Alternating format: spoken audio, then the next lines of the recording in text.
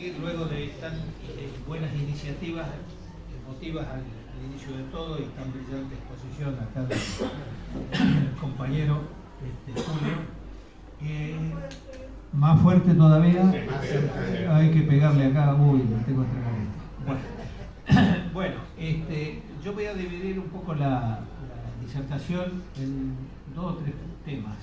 Primero, tratar de explicar por qué estamos en la situación en que llegamos, digamos, en Argentina, porque si bien tenemos mucho potencial, la realidad es triste y es dramática, diría yo, en términos de lo que estamos viendo en estos días y lo que se avecina, porque esto no es fácil. Parece fácil que se va a caer todo y no es así. Entonces, como siempre me preguntan sobre el mundo multinodal que yo hablo, quisiera explicarlo brevemente de qué se trata. Porque se habla del mundo multipolar, pero yo hablo de una variante de eso. Voy a arrancar desde lo obvio, que es la Guerra Fría. En la Guerra Fría teníamos dos componentes, el Estados Unidos y la Unión Soviética. Cada una de ellas tenía jefatura, claramente. O sea, Washington mandaba sobre el resto de su grupo de pertenencia y Moscú mandaba claramente, no había duda sobre eso. Esos eran bipolos, claramente. Ahora bien, caída la Unión Soviética, se transformó el mundo en un mundo unipolar. Estados Unidos fue hegemónico claramente y determinaba todas las políticas del mundo. De hecho, hasta puso al presidente de Rusia, Yeltsin. Así que claramente era un mundo unipolar. Pero ahí empieza a surgir una variante que yo le llamo el cuarto poder, que no es la prensa, sino es la finanza. El grupo del sistema financiero se empezó a independizar del Estado norteamericano, que fue el que lo creó en última instancia, junto con los ingleses, ¿no? Y entonces ahí dijeron, bueno, vamos a tratar de expandir el capitalismo al resto del mundo. Lo lógico era China, y se expandieron a China. Para hacerlo muy breve, tenían un papel designado para China, que era ser el proveedor industrial de la industria liviana del mundo, porque la mano de obra era barata, los chinos son obedientes, son disciplinados, trabajan bien, y por otro lado, con eso lograban otra cosa, que era disciplinar a las rebeliones sindicales en el mundo occidental, porque también los sindicatos habían crecido mucho, tenían fuertes negociaciones, y eso hacía que los salarios en el mundo occidental crecieran mucho. Entonces el reparto era un poco más justo, y con esa movida de trasladar toda la parte industrial hacia China lograron estos dos objetivos: ordenar el mundo para que sea proveedor de industria liviana, tener a otros países designados para proveer las materias primas y los recursos, entre ellos nosotros, y etcétera, y por lo tanto y disciplinar a sus propias sociedades, porque de lo que se trata siempre en toda la historia de la humanidad es saber negociar o vencer a los oponentes, que serían otros países, otras civilizaciones, y por otro lado tener un control social, porque la clave de todo es controlar a la sociedad. Esa palabra que no le gusta a nadie decirlo, pero es la verdad. Si no se puede controlar la sociedad que se caotiza, y por lo tanto es inviable, y por lo tanto se puede fraccionar. Eso de que Argentina no se puede fraccionar es cierto en algún modo, pero si esto prosigue por décadas y décadas, el proceso que estamos en los últimos tiempos, esto no sé cómo va a terminar. Bien, ahora bien, China tenía otra idea del papel que le tocaba jugar, porque China, recordemos, junto con la India, hacia la época de la Edad Media, era el PBI más grande del mundo, los dos. La suma del PBI de la India y de China en los 1300 era el 50% del PBI del mundo. O sea, Europa era la nada y Estados Unidos no existía. O sea que estaba el Imperio Otomano, el Imperio Ruso, eso sí, te contribuían un poco, pero el grueso de todo el PBI del mundo estaba concentrado en Asia, en esos dos países, en los dos imperios, ¿no? Obviamente. Entonces el dragón estaba enmascarado y tenía su plan, y su plan era porque tenía un proyecto nacional. Si no hay proyecto nacional, no hay capacidad de desarrollarse, de crecer, de ser alguien en el mundo, alguien que se respete. Y entonces dejaron venir los capitales, le pidieron la tecnología y bueno, no voy a hacer la historia larga porque todo el mundo la sabe. China en este momento es el país que tiene el porcentaje de manufactura más grande del mundo. La manufactura, o sea, las fábricas, inclusive de alta tecnología de China, son 3 veces superior a la de Estados Unidos, 4 veces superior a la de Alemania y 6 veces superior a la de Japón. La manufactura, no el PBI. El PBI individualmente es mayor en Estados Unidos. Pero en producción industrial, autos eléctricos inclusive, es la primera del mundo. Entonces acá se termina la hegemonía y entra, aparentemente, si China y Estados Unidos son los dos poderosos del mundo, íbamos hacia una nueva bipolaridad. Pero no fue así. No está ocurriendo de ese modo. Está ocurriendo de tal manera que hubo en el siglo XXI precisamente, un gran despertar de muchos proyectos nacionales, de otros países. Llámese Turquía, Indonesia, Vietnam, la India fundamentalmente, la potencia desafiante, la más importante de todas, pero Israel, Arabia Saudita, todo. Arabia Saudita era una dependencia de Estados Unidos y ahora es el principal socio en el petróleo y energía de Rusia. O sea que el mundo está teniendo unas características distintas. ¿Por qué ocurre eso? A mi criterio, ocurre por el avance tecnológico. El avance tecnológico hace que todos estén comunicados con todos en forma instantánea. Pero no solo los presidentes, la clase dirigente, sino el pueblo. Todos los pueblos del mundo saben lo que ocurre en otro lado. Nosotros sabemos lo que ocurre en Mainar, lugar remoto que antes se llamaba Birmania. Y sabemos lo que ocurre en el Sahel africano, al instante. Entonces los pueblos y los gobiernos están unidos rápidamente entre sí, todos sabemos lo que ocurre. ¿Eso qué quiere decir? Que los gobiernos no pueden, dentro de su propio país, tomar determinaciones que ignoren por lo menos el conocimiento del pueblo. Por lo menos ya tienen un impedimento para hacer lo que se les ocurra hacer a un rey o un déspota. No pueden, por más poderoso que sea. Ni Xi ni Putin en Rusia pueden hacer lo que quieren. Tienen que negociar ciertas cosas hacia abajo. Y por otro lado, todos los países entre sí están comunicados. O sea, Estados Unidos no puede tomar una determinación como la hacía en la Guerra Fría y decir, bueno, yo hago esto y listo. No, tiene que consultar con Europa, tiene que consultar con Israel, mucho más todavía. Tiene que consultar con otros países del mundo, con Japón, con Indonesia, con Filipinas, porque tiene sus aliados en esos lugares, con India. Y así sucesivamente los rusos tienen que hacer lo mismo. Y los Xi también, para hacer el camino de la seda, tienen que hablar con todo el mundo y negociar. Por lo tanto, acá no hay polos de poder, sino hay nodos. Nodos significan que están en un entrecruzamiento tridimensional de arriba para abajo y del este a oeste y del norte a sur. O sea, todos tienen que ver con todo, y eso hace que las negociaciones y los conflictos del mundo sean mucho más complicados.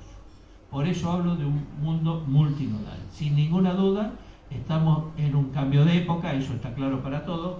La economía ha pasado fundamentalmente al terreno del Indo-Pacífico, se ha desplazado del Atlántico.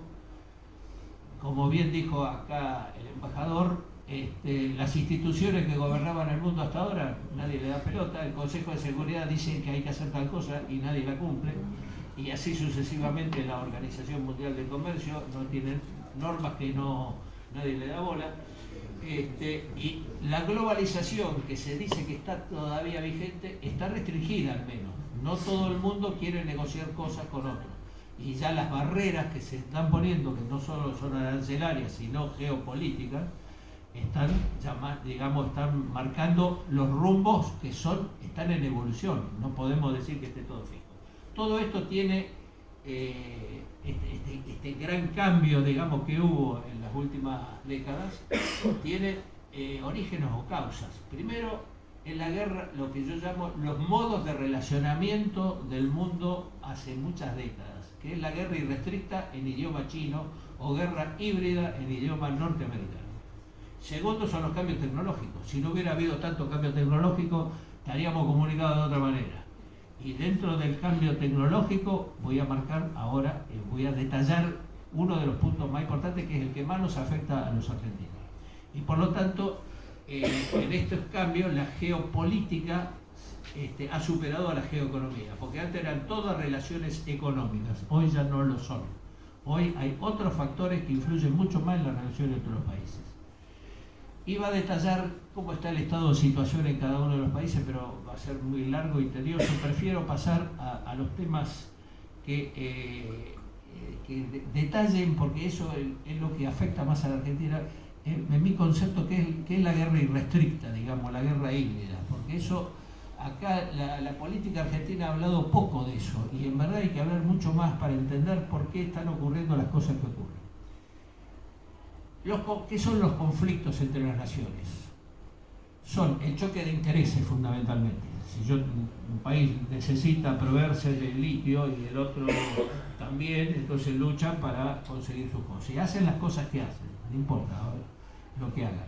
Pero el conflicto surge de la lucha de intereses. Y hay otros conflictos que surgen de las debilidades. Cuando un país está muy débil, el otro se aprovecha. No es que sea imperialista y lo avasalla, no, el otro se regala, porque tiene tanto conflicto interno, tantos problemas internos, está tan débil, que los otros avanzan. Total, no hay oposición. Eso se asemeja un poco más a lo que yo veo que está ocurriendo en Argentina hace bastante tiempo. Por otro lado, entonces, la guerra irrestricta está definida como aquella que ocurre en todos los ámbitos del ser humano, de actividad del ser humano. Todo lo que el hombre haga, cualquier tipo de actividades, es sujeta a un conflicto, a una forma de guerrear, digamos, de atacar o de defenderse.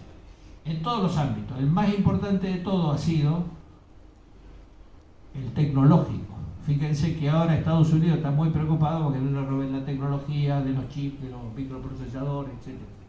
La guerra tecnológica es una guerra que hay que explicarla un solo día porque es complejísimo, pero afecta a todas las actividades industriales y de las armas, o sea, de la guerra militar, digamos, los drones, todo eso, bueno, esos temas son centrales. Hoy no voy a detallar ese tema. Pero todos los conflictos pasan por los recursos energéticos, los recursos naturales, los conflictos ambientales, las guerras de las pandemias. La pandemia también es un tema que tiene que ver con la guerra irrestricta, porque también se ha utilizado la guerra de las vacunas, por ejemplo, lo hemos vivido, lo hemos escuchado también. Todo lo que es las drogas, la drogadicción, el fentanilo, que se produce una materia prima en China, se la venden a México, lo producen en México, lo mandan a Estados Unidos, etcétera, etcétera. Todo es parte de la guerra irrestricta. O sea, de la guerra híbrida, la guerra que no ocurre, porque la palabra guerra suena militar nada más, y eso ya ha pasado de moda. La militar es el último caso, cuando no hay más necesidad de hacer otra cosa. El tema financiero. Acá nos quejamos mucho de que el Fondo Monetario nos oprime, sí. Pero ¿y los swaps chinos no los oprimen? Es lo mismo, es otro nombre, pero el crédito siempre tiene condiciones. Porque vos estás débil. Ahora, ¿por qué pedir crédito? Porque eso estás débil, no sabes hacer las cosas, haces todo mal y vivís como el tipo que vive endeudado toda la vida, porque no puede pagar la tarjeta. Y ese está liquidado, ¿viste? Y bueno, en Argentina es lo mismo, vivimos endeudados permanentemente.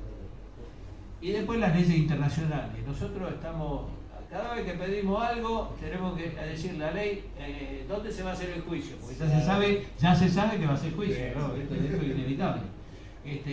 Ahora el rey va a ser juicio, pero ¿dónde va a ser el juicio? En New York, que es la jueza, ¿no? Esa ya no conoce memoria. Ya dice, ¿cuánto le voy a cobrar este año a esto? A la gilada argentina, listo, ya está. Y si no, es en Londres, nuestros enemigos tradicionales ingleses. Y nosotros vamos como cordero al matadero y decimos y firmamos. ¿Dónde hay que firmar para hacer? Y si no, en Beijing es más jodido, claro, porque ahí las cárceles son jodidas. En fin. Bueno, entonces, toda la catarata de temas hace a la guerra irrestricta, al concepto de guerra irrestricta. Y hay un último tema que es el más importante de todo, que es la guerra cognitiva. Y me voy a detallar en ese tema, porque ahí está la clave de dominar a una población sin hacer nada, simplemente mandándole mensajitos. Esa es la guerra donde no necesitas ni armas, ni dinero, nada. Simplemente mandando mensajes yo logro dominar a otra potencia, a otro lugar. ¿Qué es la guerra cognitiva? Y ese es el tema central de esta charla, pretendo que sea esto. Bueno, es manipular los datos, de tal manera que uno le hace creer al otro lo que uno quiere que crea el otro. Así de simple. Es la vieja forma de manipular la opinión pública y todo lo demás, pero ahora hay métodos muy refinados, producto justamente del cambio tecnológico. Y con el cambio tecnológico tenemos un refinamiento tan poderoso que hace que ahora hablemos de Big Data, de algoritmos, todo el mundo ya sabe de qué estamos hablando, de fake news, de manipulación cerebral, etcétera, etcétera, etcétera. ¿Para qué sirve todo esto? Uno ni sabe quién lo ataca, porque eso es medio enmascarado, ¿viste? Ahí tenemos al Caputo chico que tiene otro nombre, John John se llama ahora, qué sé yo, ¿viste? Y así pues ataca a Macri, ataca a este, ataca a Urtubey, ataca a Miguel, nos ataca a todo y no sabemos quién es, ¿no? Porque eso es lo bueno, ¿no? Es increíble. Bueno, ¿y todo para qué? Para el control social. Hay que controlar la mente de la gente. Mira, es tan importante este tema que hace poco tiempo la OTAN sacó unas 20 páginas sobre este tema de la guerra cognitiva. Y como está en inglés, empecé a traducirlo, pero voy a leerle la definición que ellos dan, de entrada nomás. El arte de utilizar tecnologías para alterar la cognición de objetivos humanos, la mayoría de las veces sin su conocimiento y consentimiento. Definiciones de la NATO. Ahora bien, no se centra en el tema informativo, sino en la cognición. Y la cognición es otra cosa, es lo que el cerebro hace con la información.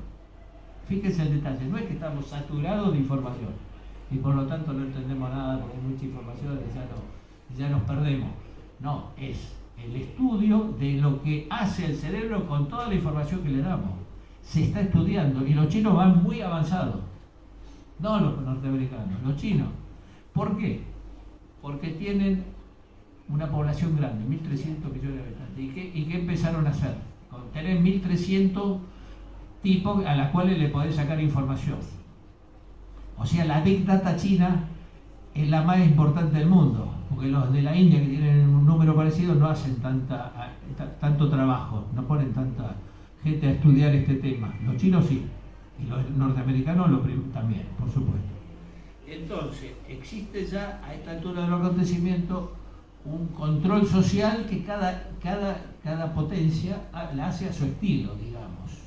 Y ahora voy a entrar a detallar un poquito porque hay varias variantes de todo. Los chinos perfeccionaron tanto esto y fueron adelantados a todo esto porque precisamente tenían la Big Data y empezaron a utilizarla en forma práctica, de tal manera que no solo tenían, como nosotros ya tienen, miramos a ver qué pasa en Salta, para ver algo y ya nos viene propaganda de visitas Salta y bueno, mirás una heladera y ya tenés 100 heladeras en tu teléfono como variante. Todo el mundo sabe todo esto. Bueno, los chinos empezaron a recoger toda la información de sus ciudadanos y crearon ya un sistema del buen ciudadano y le van poniendo puntaje y el buen ciudadano se comporta de tal manera que cumple las directivas del Partido Comunista y cumple con los pagos y paga sus créditos en términos y sabe toda la vida y a qué se dedica, si mira mucha filosofía occidental o no, y si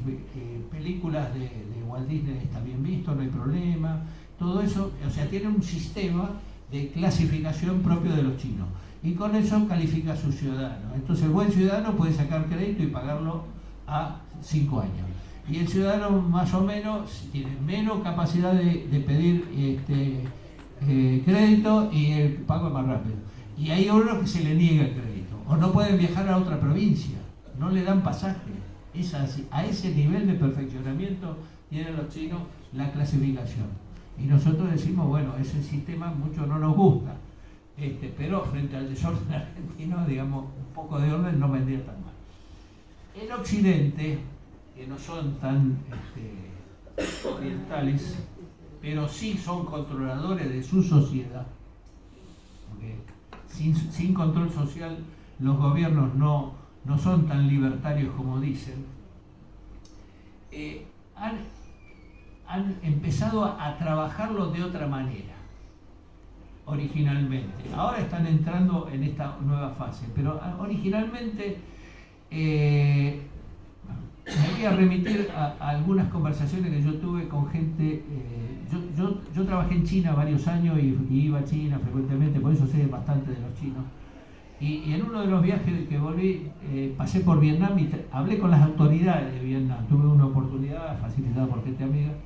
Y ellos me decían, digamos, algunas cosas de sus relaciones, de quién era su verdadero enemigo. Yo pensé que era Estados Unidos porque le había metido el napalm. No, son los chinos, dice, porque enemigo milenario y todo lo demás. Pero bueno, eso me hace pensar de que, cuando uno mira rápidamente una sociedad, no entiende una parte de la cosa, pero otra parte es más difícil de captarla. Entonces, la sociedad norteamericana parece muy libre, muy extraordinaria, pero si nos remitimos un poquito al orden en que fueron ocurriendo las cosas, Vietnam. Estados Unidos se retira de Vietnam, pero Vietnam, ¿quién ganó la guerra en Vietnam? La ganaron mediante las drogas. No sé si ustedes saben eso, pero le metían droga a los soldados norteamericanos, no podían combatir, lo tenían que hacer, mandaron otro y otro y otro. Por eso hubo tantos soldados involucrados y por eso hubo tanta resistencia en Estados Unidos con la guerra de Vietnam. Ahí empieza el tema de las drogas. Después viene otra historia de... No, sí, nacen muchas drogas sintéticas y todo lo demás, pero es otra historia. Lo que quiero decir que ahí Estados Unidos le daba droga para que la izquierda norteamericana o lo que fuera, la gente que estaba protestando contra el régimen, se callara, no se metiera y todo lo demás. Y después lo fueron perfeccionando, diciéndole, y esto también ocurre lo mismo en Europa, no hablemos tanto de los sistemas capitalistas, de la economía, sino hablemos de la cultura, de los derechos, y ahí surgió todo un progresismo, que no voy a entrar a detallar con detalles, pero el wokismo es el extremismo progresista, es un extremo, digamos, de ello, que todo nace en las universidades norteamericanas, y hace todo una acción cultural de control social, diversificando, digamos, los intereses con el único objetivo de fraccionar a las sociedades. Si yo tengo las sociedades fraccionadas, las controlo mucho más fácilmente. Bien, eso tiene un nuevo vuelta de tuerca, digamos, porque ahora justamente hay una disputa entre lo que es esa vieja técnica de control social, de la diversificación de los intereses culturales y de los derechos y todo lo demás, que se está representada en Davos. Ustedes recuerdan que Milei fue a Davos al inicio de su gestión y los insultó de arriba abajo, un tipo poderoso económicamente, y el tipo medio loco, digo, ¿por qué ocurre eso? Porque hay una diferenciación, una crisis dentro de las altas finanzas del mundo, digamos, donde dicen que el control social hay que hacerlo vía las nuevas tecnologías, que son justamente trabajar sobre los algoritmos, la Big Data y todo lo demás, y meterle ideas, digamos, de procesamiento, de cognición, que permitan no tener necesidad de hacer todo este lío de las culturas, porque eso está complicando un poco el manejo social de la sociedad. En otros países, digamos, el control social en Rusia se hace vía el nacionalismo y la Iglesia Ortodoxa, que es socia de Putin. Entonces ahí es muy fácil, digamos, el imperio ruso, a Putin le dicen que es comunista, algunos ingenuos que no entienden de qué se trata, sino un tipo realmente reivindica el imperio ruso, del viejo imperio del zar, digamos. Así que ahí se maneja con el tema del soberanismo, digamos, antioccidental. Ellos quieren ser soberanos y no quieren saber nada con Occidente, pese a que en Rusia siempre hubo dos tendencias. La pro-europea, por eso una de las capitales fue San Petersburgo, en Europa, y la otra fue Moscú, y la gente que dice es más fácil negociar, somos un país más asiático que europeo. Bueno, en la India tenemos nacionalismo puro, nacionalismo religioso inclusive, y en otros países ocurre más o menos lo mismo. Entonces, acá de lo que se trata de entender de por qué Argentina, digamos, tiene tantos problemas y no damos en la tecla de lo que ocurre. Y creo que no entendemos que nosotros tenemos una estructura de debilidad que responde a los parámetros de la guerra irrestricta. Y lo voy a detallar. En el sistema financiero nuestro, ¿qué tenemos? Deuda eterna. No salimos de la deuda. Desde la época de Martínez de Oz, aclaremos, porque antes no era tan así.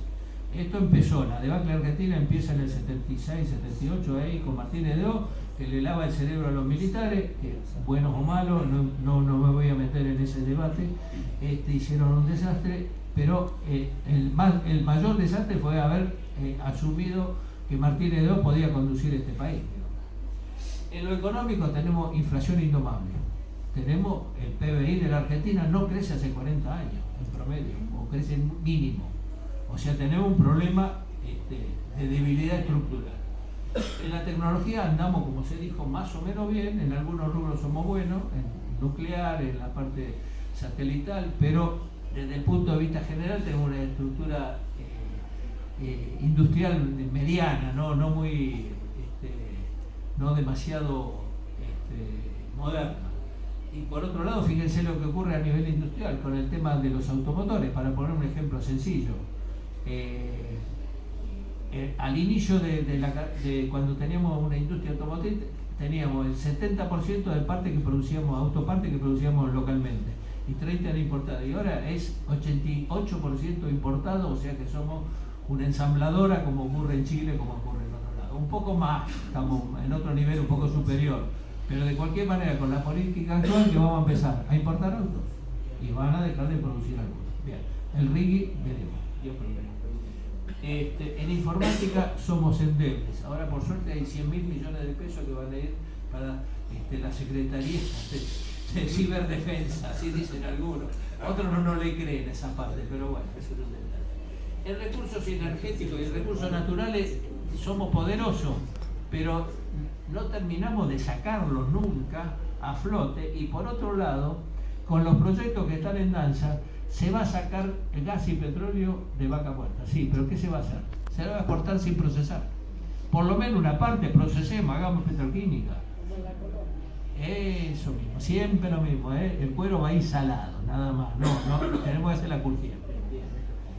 En fin, en temas ambientales no tenemos claridad conceptual. Seguimos los patrones que nos indican de Europa fundamentalmente, porque Europa ha contaminado al mundo.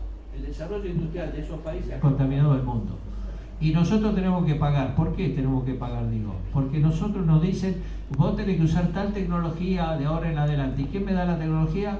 Europa, las empresas de Europa. Y tenemos que pagarla, no son regalos que nos dan crédito para comprar la tecnología de ellos. Bueno, eso también es otro tema que tenemos que empezar a ver. En pandemia hicimos un desastre. No voy a hablar de Fernández, por favor. Se hizo bastante drama Con la droga tenemos un avance narco más que evidente. En diplomacia, voy a ser crítico, pese a la presencia acá de algunos diplomáticos, pero siempre somos seguidismo de otros, no como en las viejas épocas, es cierto. En las viejas épocas tomábamos iniciativa y éramos conocidos, pero en el último tiempo somos o seguidores de China, ponemos un embajador en China, que es más chino que argentino, y no porque hable el idioma, sino porque su ideología es más proclive a adorar el esquema chino. Y por otro lado ahora somos súbditos de Estados Unidos y Israel, que es una cosa demencial. O sea, es un país de locos, digamos, no existe ningún país del mundo que lo haga, sí hay muchos. Que lo diga, ya sí abiertamente no. Y después estamos todo el tema que ya hemos hablado, de la ayuda económica, Fondo Monetario, swap, es lo mismo. En justicia internacional somos sin soberanía judicial, dependemos de New York o de Londres. Y en política interna estamos polarizados de tal manera que ya no tenemos odio entre nosotros. Y con esto voy a ir redondeando el tema, porque este es el tema central. Sí, es parte de la guerra cognitiva, digamos, que nos han metido a nosotros para, digamos, no poder, digamos, dialogar. se juntan Xi, se junta Biden o Trump o cualquiera y dialogan sobre sus intereses. Los intereses nacionales de cada uno lo debaten, no debaten ideología. Acá entre nosotros debatimos si somos estatistas o somos liberales, si somos capitalistas o somos socialistas. Es el diálogo político de la Argentina, una ridiculez, no existe en ningún lugar del mundo ese debate. China y Estados Unidos son simultáneamente capitalistas y socialistas, o sea, toman medidas sociales. Y viceversa, hacen cosas con el Estado. Estados Unidos tiene un poderoso Estado que determina montones de cosas. Todas las tecnologías que han surgido en el mundo las ha financiado el Estado norteamericano, el Internet, todo. Los drones, toda la cosa de la guerra de las galaxias, todo el Estado es muy poderoso en Estados Unidos, ni hablar en China o en Rusia. Pero y Rusia, China, yo lo he vivido, el capitalismo salvaje no el capitalismo bueno, renano, europeo, no, es salvaje. El que labura y si no que se muera de hambre, le da lo mismo. Y se disciplinan todo porque quieren progresar y laburan. Y los sindicatos, si bien existen, yo lo he vivido, porque asesoraba una empresa, pero sus reglas de juego son limitadas a que haya condiciones laborales razonables, porque el valor del salario está determinado por el gobierno en China. O sea, los márgenes, no exacto, pero los márgenes sí los maneja muy bien el gobierno, para que haya disciplina social, que la gente esté contenta y haya progreso. Y mientras haya progreso, el pueblo chino va a aceptar lo que está ahora, que es el partido único. Esa teoría norteamericana de que tenemos que llevar la democracia a todos los países es una ridiculez absoluta. Llevar la democracia a Irak, ¿qué fue? Destruir Irak. Llevar la democracia a Libia fue destruir Libia. Pero no es ingenuo lo que hacen. Lo hacen para que se rompa el país y ellos adquirir los resortes económicos de los recursos naturales o energéticos que les conviene. Entonces, el divide y reinarás, que es la quinta esencia de la guerra cognitiva, o sea, por otros métodos, no por la guerra. Por eso ahora ya no se hacen esas guerras, salvo el caso específico del Medio Oriente, que es un caso muy particular, y de la guerra en territorio ucraniano que hace la NATO. Son casos particulares, pero todo lo demás se manejan de otra manera. En Estados Unidos, cuando se debate sobre los problemas de ellos. Inmigración ilegal, inflación, inflación, discuten que fue muy alta, del 4% anual, es otro tema. El progresismo, el wokismo, todo esas son temas de los Estados Unidos y en parte de Europa. Ahora nosotros los incorporamos acá. ¿Por qué? ¿Qué necesidad? Nosotros tenemos necesidad de discutir todos esos temas como cosa central y principal, como se hizo en los gobiernos kirchneristas.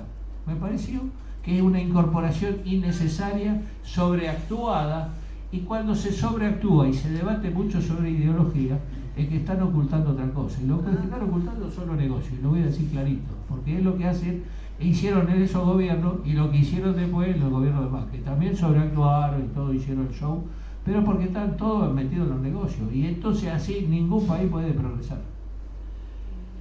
El peronismo se dice que no sabe qué hacer ahora de su vida o qué proponer.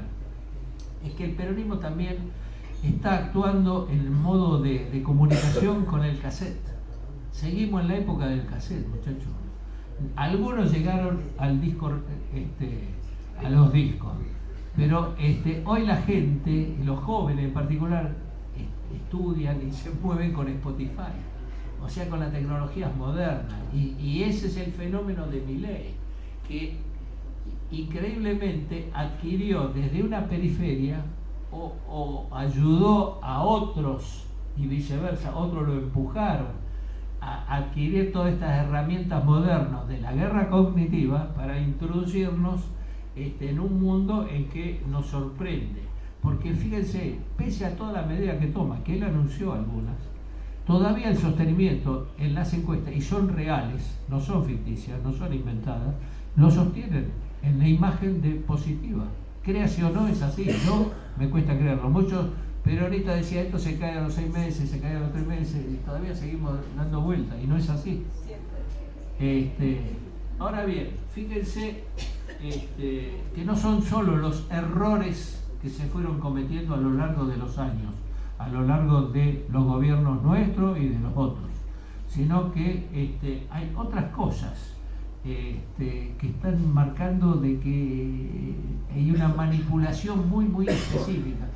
Yo me he tomado el trabajo de pensar cuáles son las temáticas que utiliza el mileísmo o el grupo que sostiene a Milei desde el exterior, creo yo, porque esto es muy demasiado refinado para ser de producto de un showman de televisivo, para dividir a la sociedad y que justamente ataca a las bases de los criterios justicialistas o de la buena sociedad normal argentina. Fíjense, ataca a la soberanía política. ¿Cómo? Con la dolarización, porque si destruyo la moneda nacional, destruyo al concepto de nación. O sea, a la soberanía siempre se dijo que aquel país que no tiene moneda propia no deja de existir. Entonces, la dolarización inicial, ahora está, pero era atacar a la moneda, o sea, un representante de la soberanía política. Y el otro fue la política exterior. Entonces, si yo me adhiero automáticamente a Estados Unidos y Israel, no tengo existencia como política independiente. Y si no tengo política independiente, tampoco existo como mi soberanía política queda en la nada. En cuanto a la independencia económica, el ataque sobre el Estado, porque el Estado representa en última el organizador del pueblo, digamos, de la sociedad en general. Y si, ¿qué hizo él?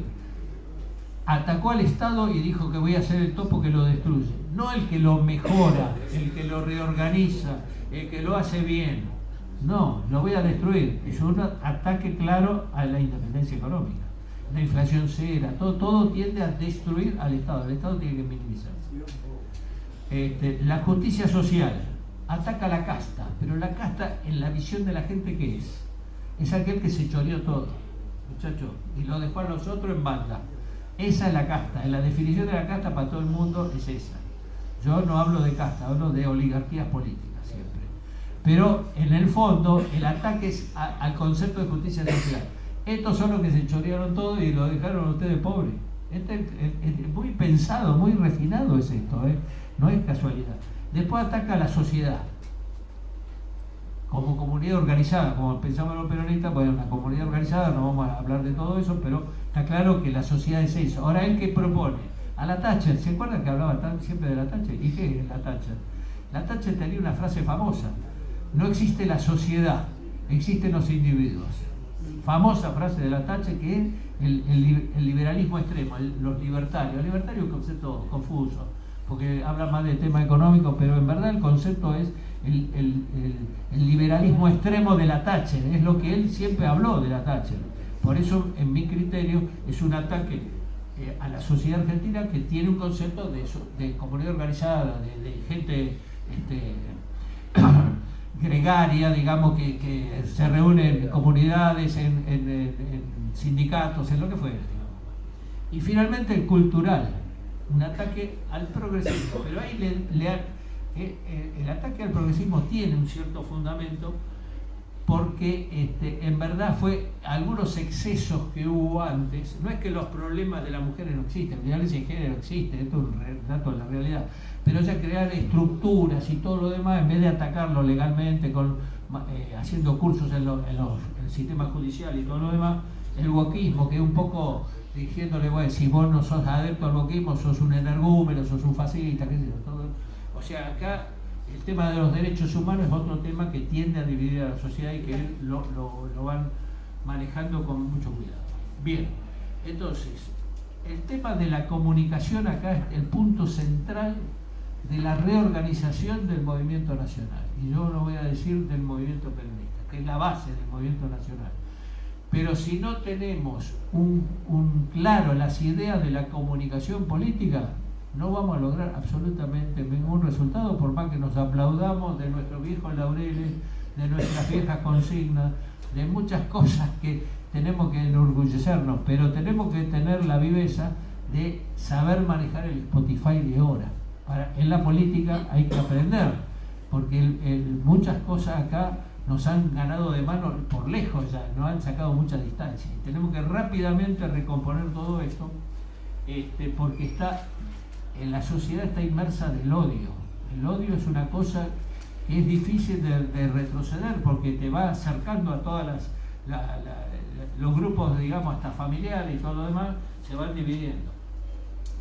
Se dice también que el Milei es como si fuera un revival del menemismo. También se habló de eso. Yo quiero dar mi concepto del tema.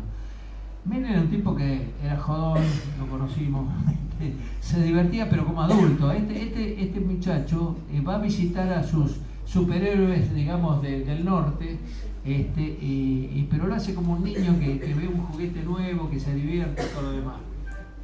Pero en algo es parecido el mileísmo al menemismo, y es que cree que puede cooptar a tantos gente del peronismo como del liberalismo, porque fíjense que ese detalle lo están trabajando con sumo detalle y tienen problemas para lograrlo, pero es otro tema. Pero hay mucha gente que quisiera integrar el mileísmo del peronismo, y del PRO ya hay, bueno, Patricia Bullrich y todo lo demás están ya incorporadas, pero digamos es un detalle que no se me escapa que eso requiere un trabajo muy fino, que obviamente está representado por uno de los trípodes del poder en Argentina, que no es solo su hermanísima, sino el tercer muchacho, Caputo, el joven, que está muy trabajado y todo el mundo le ha puesto la mira, pero él sigue trabajando.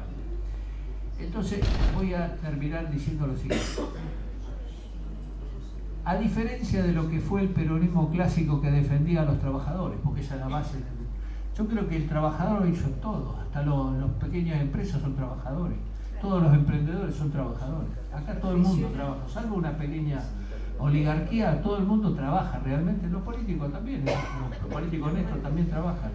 Entonces yo creo que hay que pensar dónde está el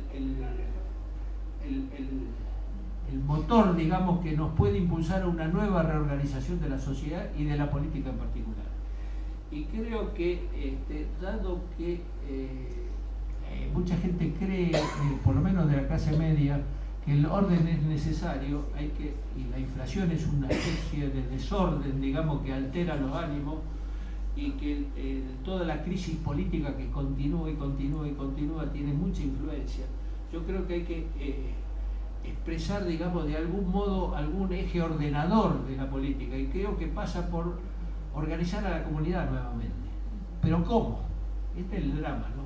Y yo creo que hay que basarse en dos sectores sociales que son los que van en las votaciones van cayendo de un lado o del otro, que es la clase media. Y las pymes en particular son las que tienen que tener un fuerte, digamos, impulso por parte de un eje ordenador nuevo. Hay que crear algo nuevo. No basta con repetir las viejas consignas, los viejos argumentos. El mundo es totalmente distinto, el mundo es multinodal. Hay que volver a las comunidades y tratar de reorganizar todo, no solo desde abajo, sino explicando, porque bien decía Perón, que se puede organizar lo que está adoctrinado, y adoctrinado es lo que estamos haciendo, estudiándonos todos los temas entre todos, hablándonos y diciéndonos, mirá, esto es así, critíquenme, otra cosa. Pero creo que el eje ordenador, el eje convocante acá pasa por las clases medias, las pymes, y yo le voy a poner un nombre a todo eso, que sería la política del ascenso social, porque es lo que se está perdiendo. En todas las capas de la población se está perdiendo. Los hijos van a tener peor vida que los padres. Sí. Entonces el ascenso social tiene que ser la nueva bandera, a mi criterio, de un nuevo movimiento que no solo involucre al peronismo, sino a muchos otros sectores políticos, vengan de donde vengan, y muchas veces vendrán de la nada misma, porque los jóvenes no tienen una representación política clara.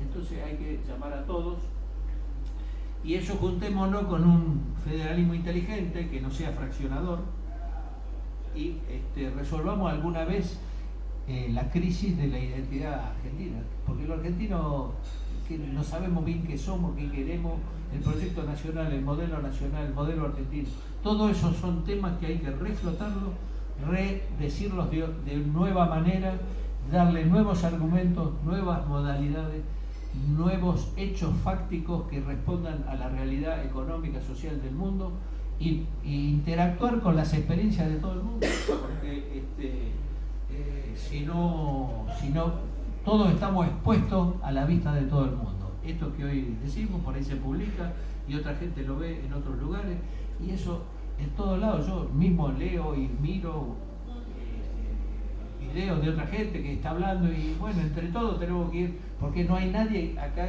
con capacidad de conducir este proceso. Los líderes surgirán del debate continuado y de la acción continuada, y que defiendan realmente los intereses nacionales en primer lugar y los intereses populares en segundo lugar. Nada más.